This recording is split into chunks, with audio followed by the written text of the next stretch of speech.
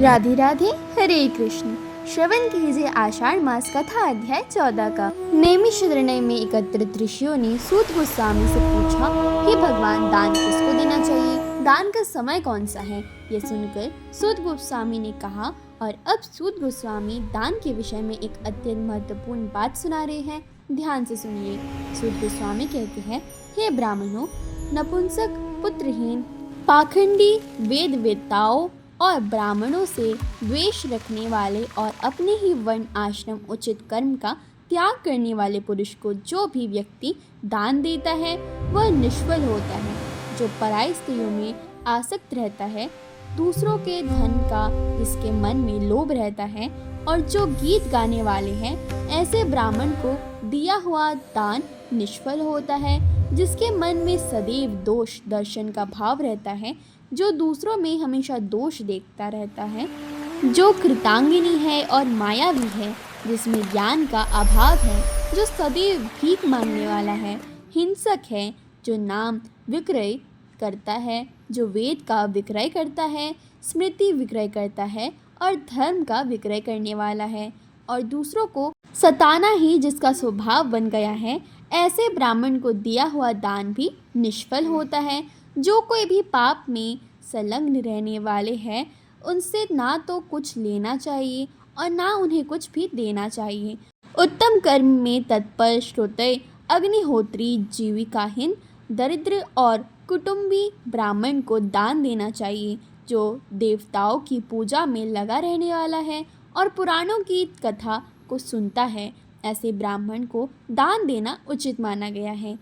पाखंडी, पतित, संस्कार भ्रष्ट, वेद बेचने वाले, कृतज्ञ और पाप परायण ब्राह्मण को कभी भी प्रणाम नहीं करना चाहिए। जो स्नान कर रहा हो, जिसके हाथों में समिधा और फूल हो, जिसने जल पात्र ले रखा हो और जो भोजन करता हो, ऐसे व्यक्ति को भी प्रणाम नहीं करना चाहिए। जो कल प्रिय है, अत्यंत क्रोधी है, दमन करने वाला है, जन समुदाय के बीच में स्थित, भिक्ष, अंधारी और सोया हुआ है, उसे भी प्रणाम नहीं करना चाहिए। रजस्वला, व्यभिचारिणी, सूतिका, गर्भपात करने वाली, व्रत का नाश करने वाली और अत्यंत क्रोध में भरी हुई स्त्री को भी कभी प्रणाम नहीं करना चाहिए। जो श्राद्ध के नियमों में युक्त है, देवताओं की पूजा कर रहा है और यज्ञ तथा तर्पण कर रहा हो, ऐसे पुरुष को भी प्रणाम ना करें। अगर श्राद्ध के लिए कोई सुपात्र ब्राह्मण ना मिले तो मात्र सूत गाकर, यानी कि जनेऊ आदि बनाकर जीविका चलाने वाले सदाचारी और पुत्रवान ब्राह्मण को श्राद्ध के लिए आमंत्रित कीजिए। अगर वह भी ना मिले तो पुत्र को या फिर छोटे भाई को अथवा अपने आप को ही श्राद्ध में नियुक्त कर लीजिए। पुत्रहीन ब्राह्मण को किसी प्रकार भी श्राद्ध के लिए नियुक्त ना करें। और इस विषय में एक सुंदर कथा आती है, अब ध्यान पूर्वक उसका श्रवण कीजिए। पूर्व काल में श्वेत गोत्र में उत्पन्न पद्मनाभ नामक एक जितेंद्रिय ब्राह्मण थे। वे दयालु, उपवास करने वाले, सत्यवादी और सभी प्राणियों को समान रूप से देखने वाले थे। वे विषय कामना से रहित थे और सभी जीवों के हितैषी, मन और इंद्रियों को वश में रखने वाले और सभी प्रकार के दंडों से रहित थे। अनेक वर्षों तक उन्होंने सूखे पत्ते चबाकर रहे। कुछ काल तक उन्होंने मात्र जल पिया और फिर कई वर्षों तक उन्होंने मात्र वायु का आहार लिया। और इस प्रकार महामुनि पद्मनाभ ने 12 वर्षों तक तपस्या की। उसके बाद भगवान लक्ष्मीपति ने पद्मनाभ की तपस्या से संतुष्ट होकर उन्हें प्रत्येक दर्शन दिए। श्री हरि ने अपने हाथों में शंख, चक्र और गदा इत्यादि को धारण किया हुआ था। उनके नेत्र खिले हुए कमल दल जैसे थे और श्री अंगों की कांत कोटि कोटि सूर्य को लज्जित कर रही थी।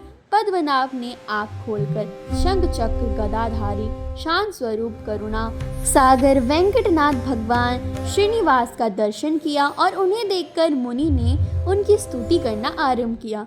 मुनि ने कहा, हे शारंग धनुष धारण करने वाले देवादिदेव भगवान वेंकटेश्वर, आपको नमस्कार है।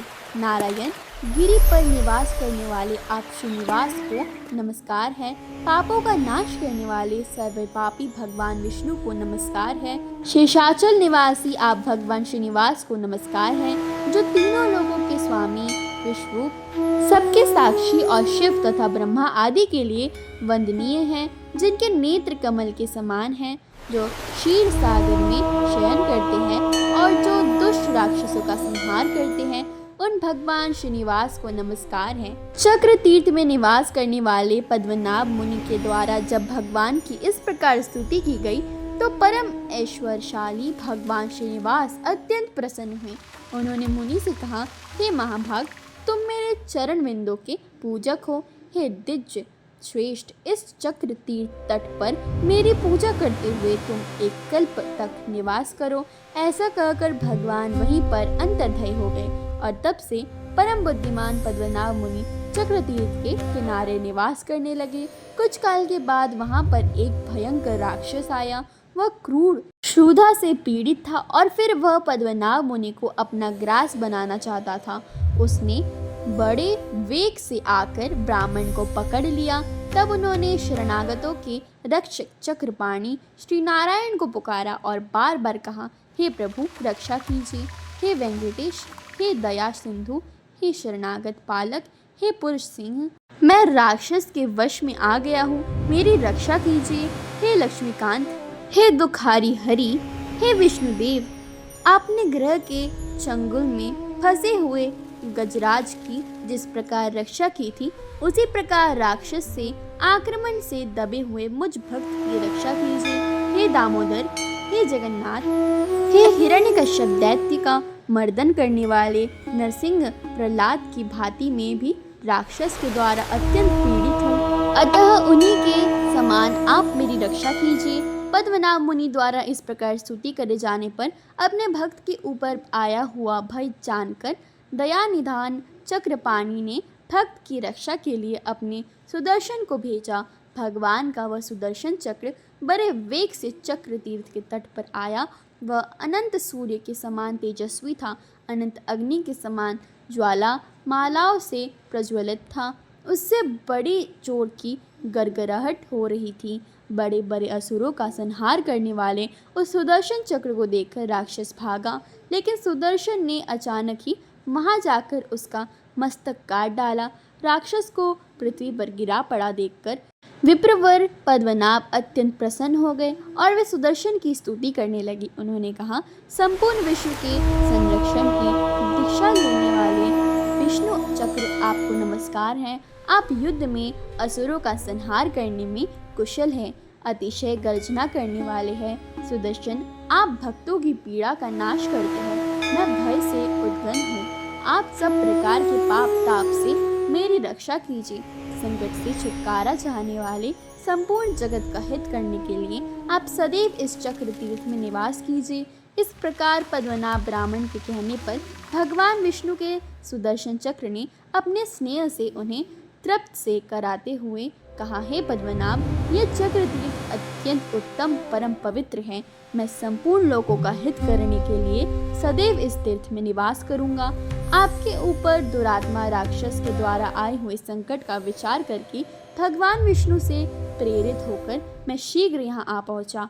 आपको पीड़ा देने वाले उस अधम राक्षस को मैंने मार डाला है और आपकी उसके भय से रक्षा की है, क्योंकि आप भगवान के भक्त हैं।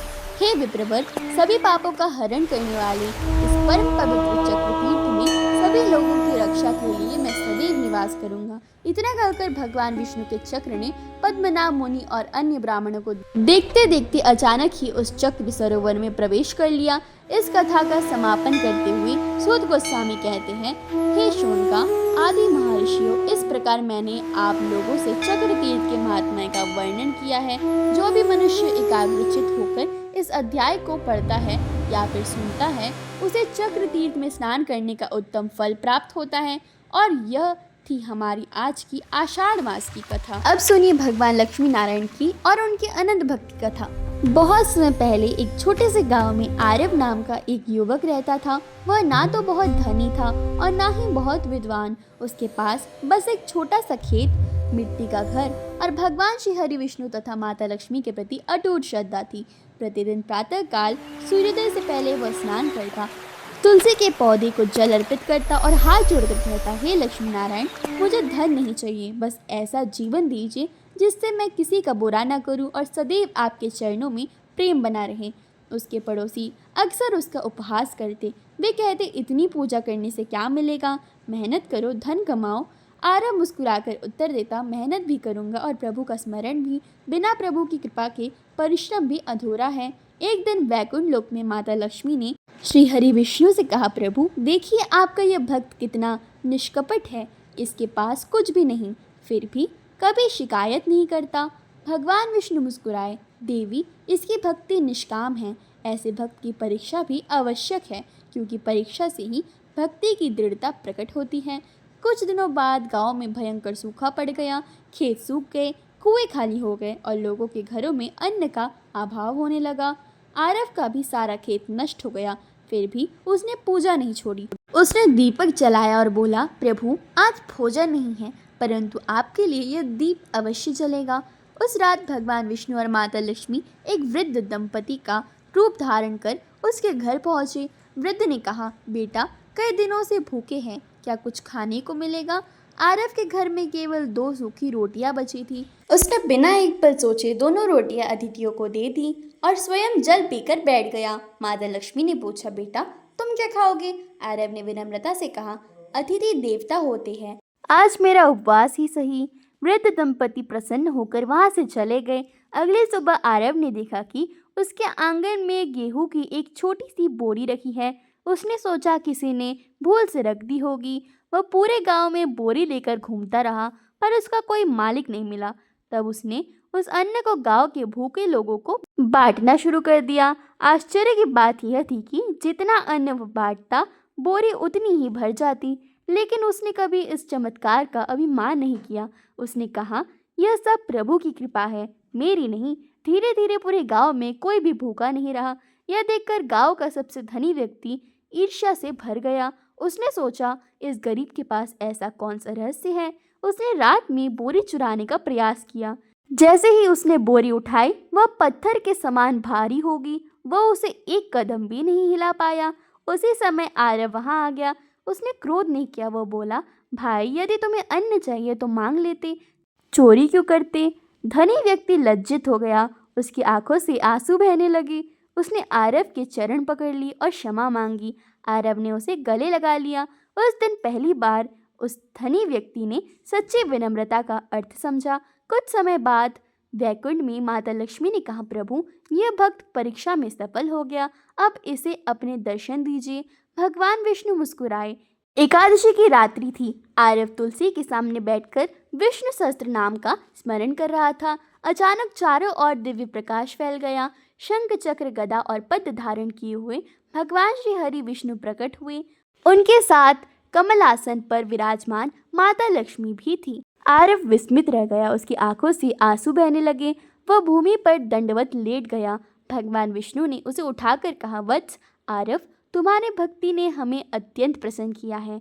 माता लक्ष्मी ने कहा, तुमने कभी धन नहीं मांगा, फिर भी सबको बांटा, इसलिए आज से तुम्हारे घर में कभी अन्न और आवश्यक वस्तुओं की कमी नहीं होगी। भगवान विष्णु बोले, किंतु इससे भी बड़ा वरदान यह है कि तुम्हारे हृदय में सदैव हमारा स्मरण बना रहेगा।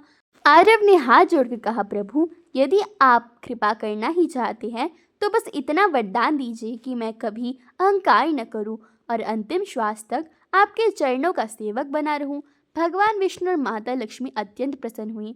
भगवान ने कहा, यही सच्ची भक्त की पहचान है, जो हमें नहीं बल्कि सेवा, विनम्रता और प्रेम को मांगता है, वही हमारा प्रिय होता है। इतना कहकर दोनों अंतर ध्यान हो गए। उस दिन के बाद आरव का जीवन बदल गया। उसके खेत फिर से लहलाने लगे। गांव में वर्षा हुई। सबके घरों में सुख और समृद्धि लौट आई। परंतु आरव पहले जैसा ही सरल बना रहा। वह प्रतिदिन तुलसी के पास दीपक जलाता और कहता, हे लक्ष्मी नारायण, आपका दिया हुआ सब कुछ आपका ही है, मैं तो केवल आपका सेवक हूँ। समय बीतता गया। आरव की कथा दूर दूर तक फैल गई। लोग उसके पास धन मांगने नहीं बल्कि सच्ची भक्ति सीखने आने लगे और आरव सबको केवल एक ही बात कहता, जहाँ श्रद्धा, दया और विनम्रता होती है वही स्वयं लक्ष्मी नारायण का निवास होता है। शिक्षा, सच्ची भक्ति केवल पूजा पाठ में नहीं बल्कि सेवा, करुणा, विनम्रता और निष्काम प्रेम में होती है। जो भक्त बिना किसी स्वार्थ के भगवान का स्मरण करता है उस पर भगवान विष्णु और माता लक्ष्मी की कृपा अवश्य होती है। अगर आपको हमारे वीडियोस अच्छे लगते हो तो चैनल को सब्सक्राइब कर दीजिए, वीडियो को लाइक कर दीजिए। राधे राधे।